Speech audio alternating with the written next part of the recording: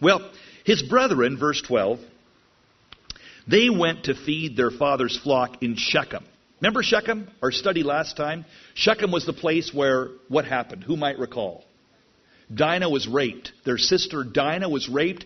Shechem was a worldly, carnal place. It's the place where Dinah was raped. It was the place where Levi and Simeon became mass murderers. Remember how they killed all the Shechemites? They tricked them into this false peace treaty. You guys all get circumcised, and then we can intermarry and all the rest. So the Shechemites all got circumcised, and while they were recovering, Levi and Simeon, these older brothers of Joseph, took their swords and chopped up the Shechemites and killed them all.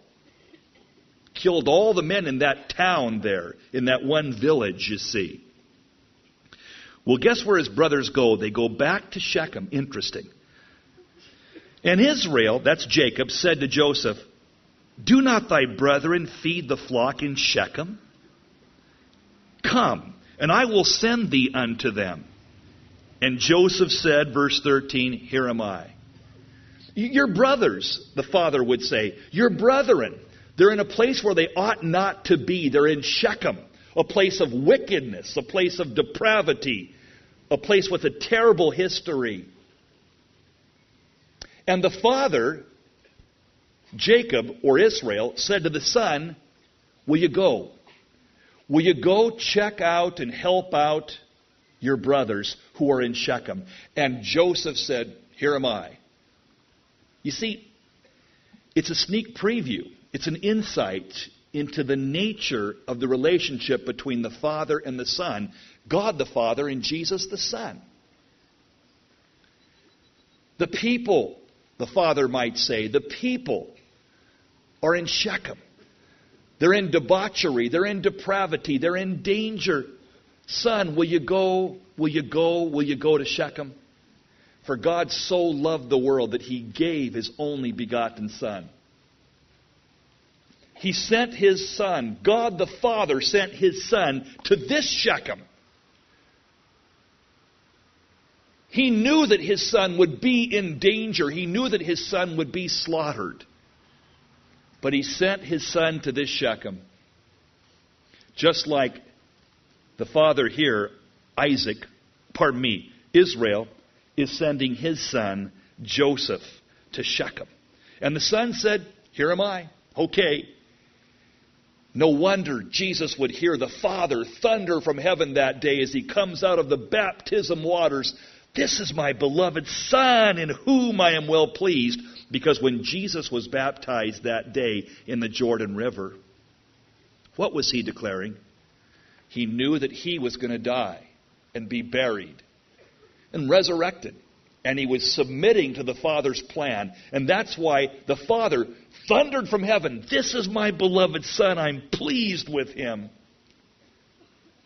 He was willing to go all the way, not just to Shechem, but to Calvary, the crucifixion.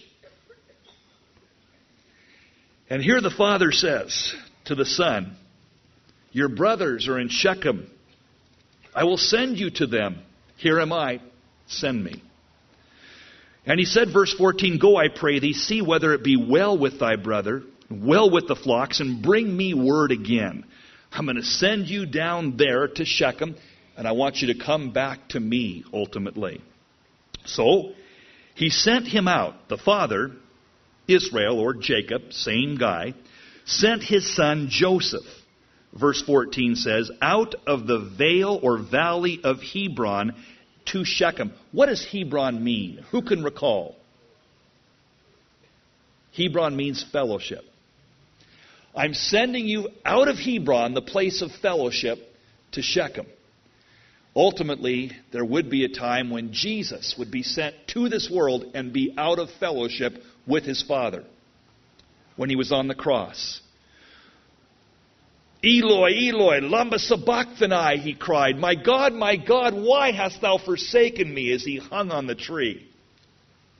And the Father turned His back on the Son. Because the Son, He who knew no sin, became sin. that we might be the righteousness of God in Christ Jesus. Oh, I'm only scratching the surface here. For you guys that want to think it through further, in every phrase you'll touch Jesus in this story. It's all about Jesus, you see.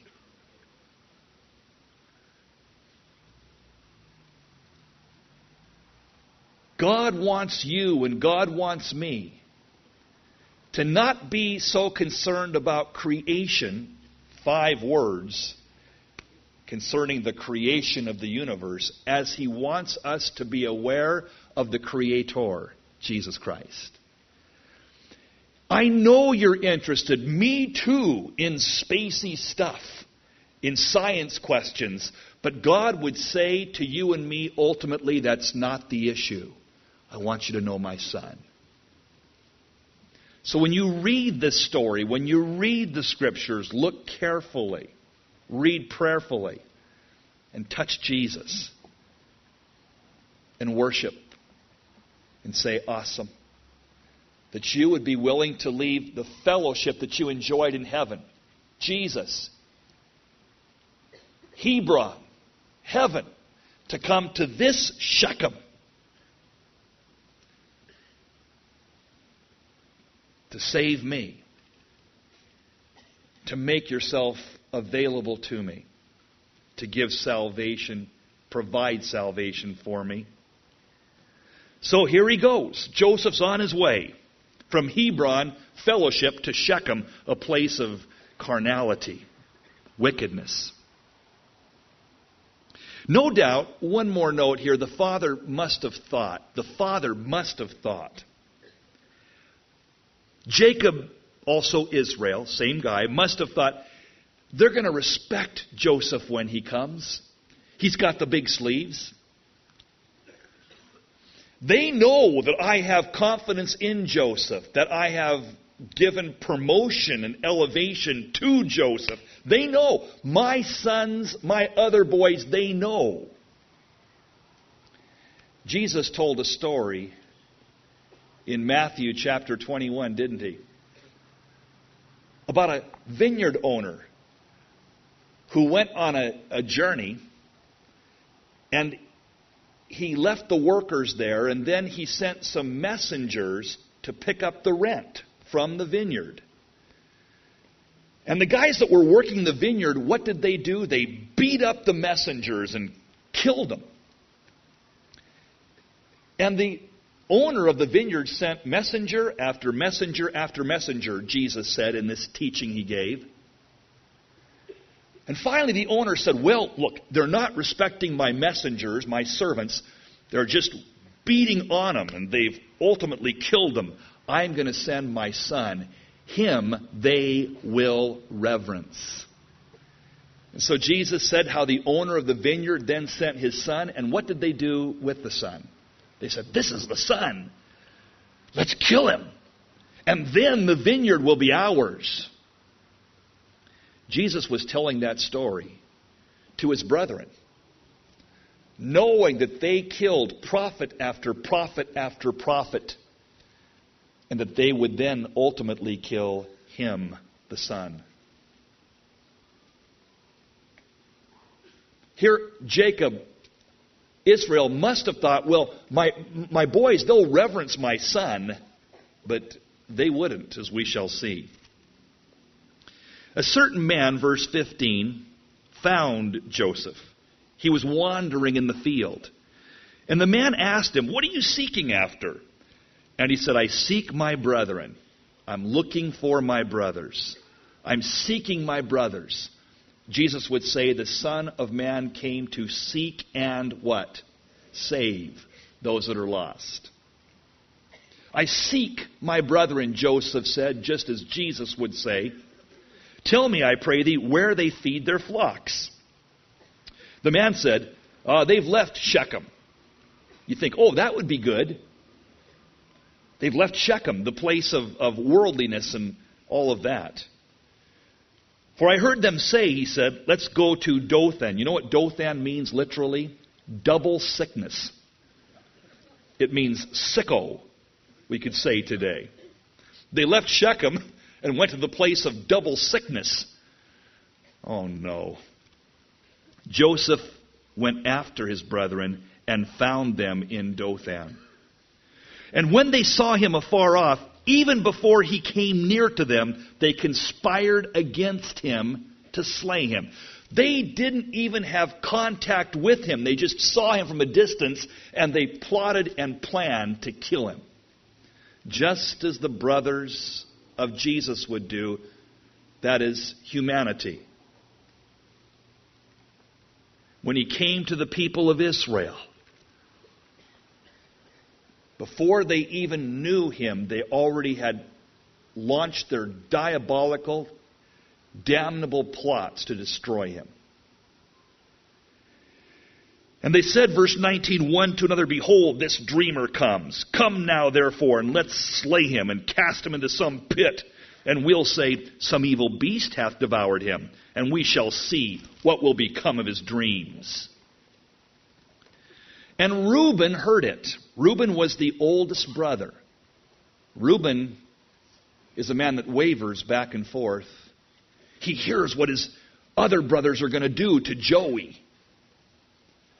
And Reuben is kind of caught. He doesn't know exactly how to handle this situation. He's a lot like Pontius Pilate. Reuben heard of it, and he delivered him out of their hands. He said, let's not kill him. Don't kill him. No, hey guys, look. I know you want to kill little Joey. Don't kill him. Reuben said, shed no blood, but put him in this pit that is in the wilderness, and lay no hand upon him, that Reuben then might rid him out of their hands and deliver him up to the Father again. Reuben said, let's just put him in this pit. And Reuben was thinking, maybe that will satisfy my brothers. What did Pontius Pilate do?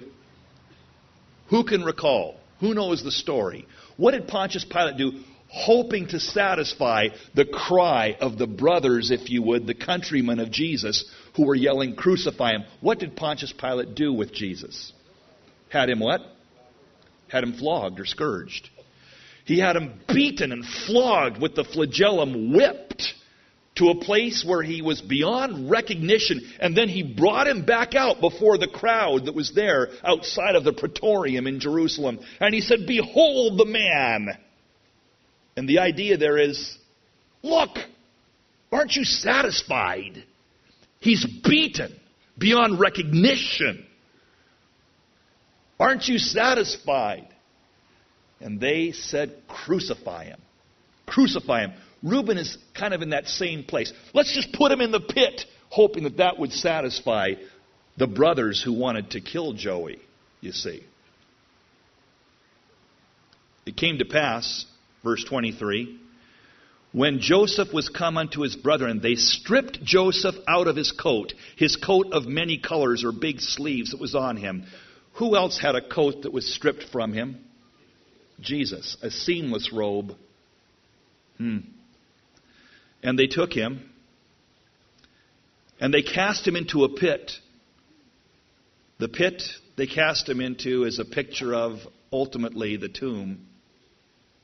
The pit was empty.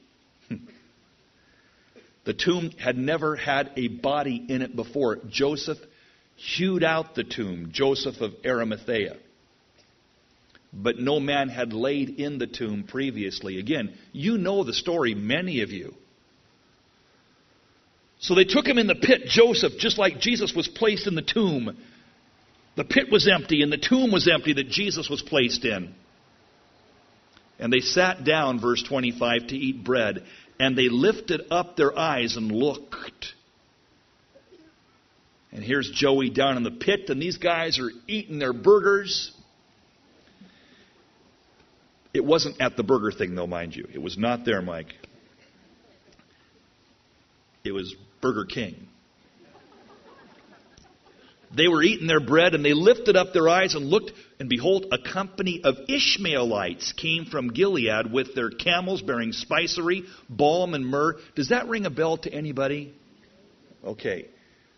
I can't comment on all these things, but I hope you're having eyes to see and ears to hear the details of the story. You can spend a year just taking this thing apart if you wish to.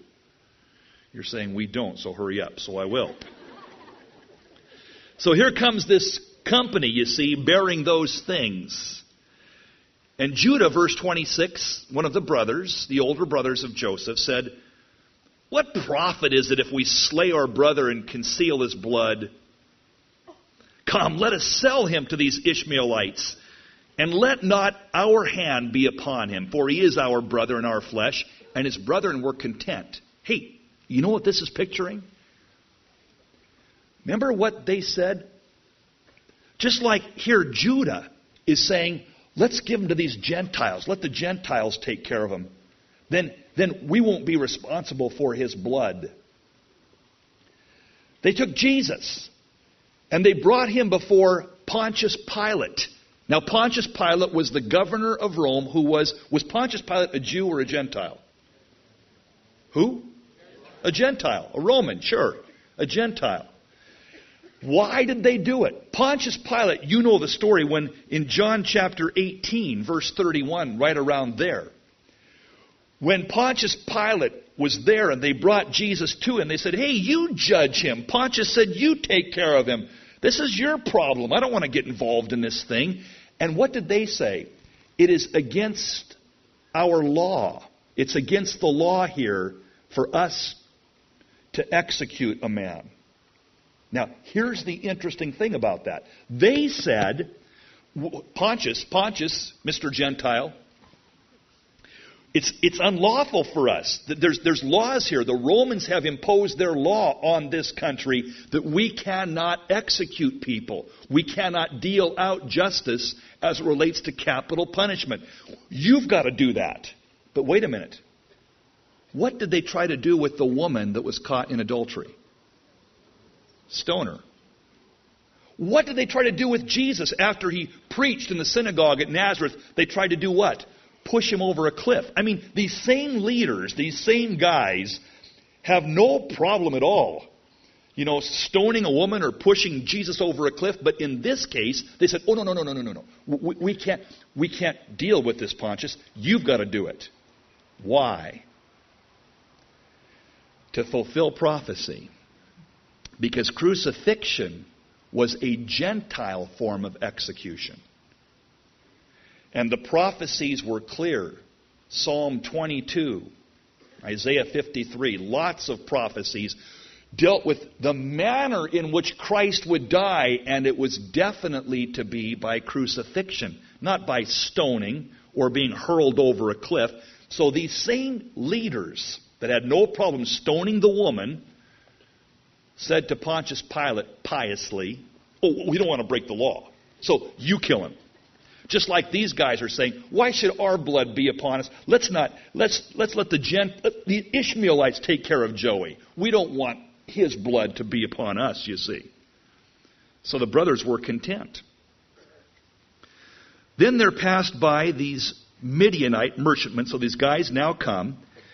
They drew and they lifted up Joseph out of the pit. And they sold Joseph to the Ishmaelites for 20 pieces of silver. Who else was sold for pieces of silver? How many pieces of silver? 30. So you say, well, why isn't it 30 pieces of silver? If Jesus was sold for 30 and Joseph is a type of Jesus, then why isn't it the same? Because Joseph isn't Jesus. That's the answer.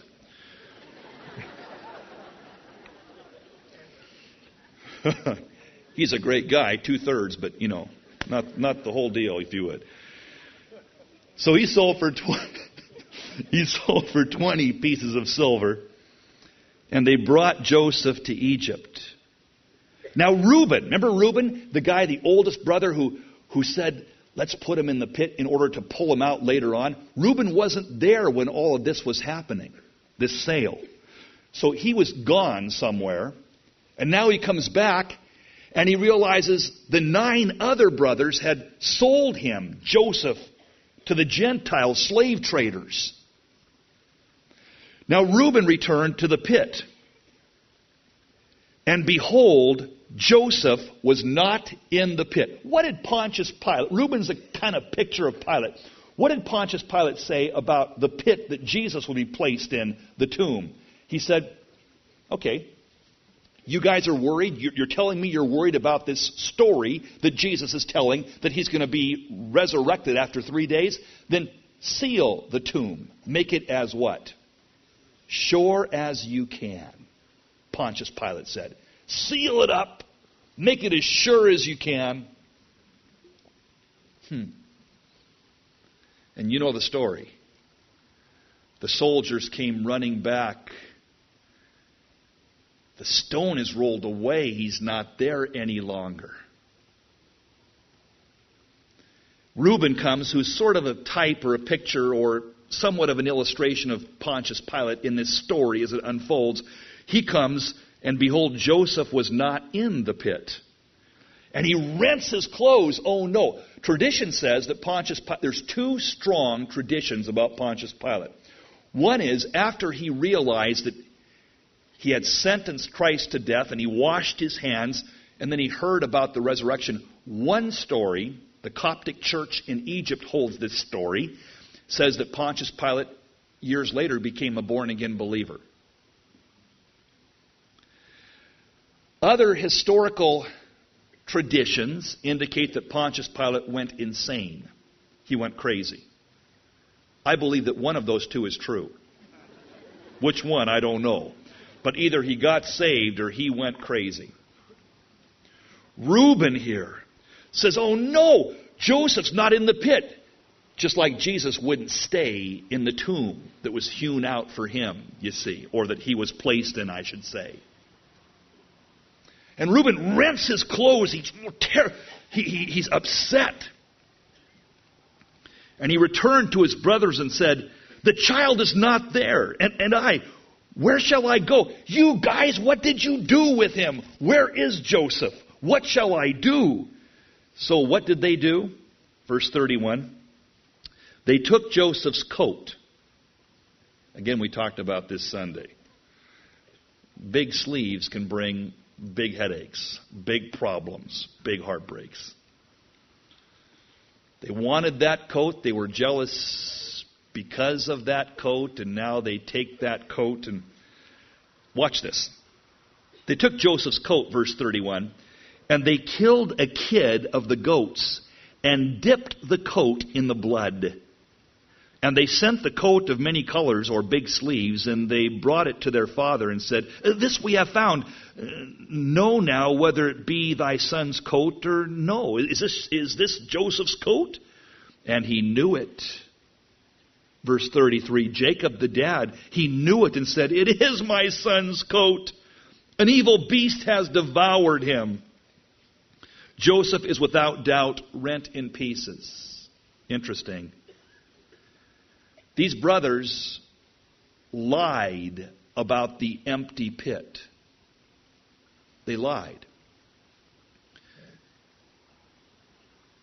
They lied about the disappearance of their brother, whom they knew to be alive.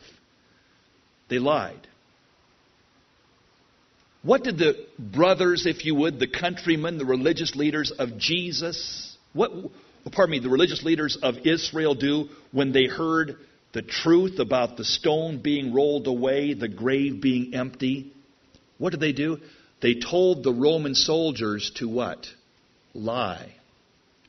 And they paid, Matthew tells us, they paid those soldiers a great sum of money. Now, this is why it's so incongruous. It's so incredible. Roman soldiers who were guarding a tomb with the seal of the emperor on it. If that seal was broken, as it would be with the stone being rolled away that Easter Sunday morning, it would mean that those soldiers would have to be put to death, executed without question.